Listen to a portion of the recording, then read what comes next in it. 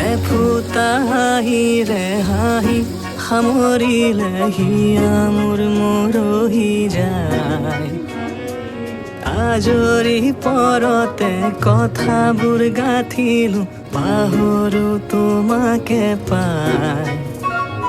মৰম কি এনেকুৱাই, মৰম কি এনেকুৱাই, মৰম কি এনেকুৱাই, মৰম কি এনেকুৱাই।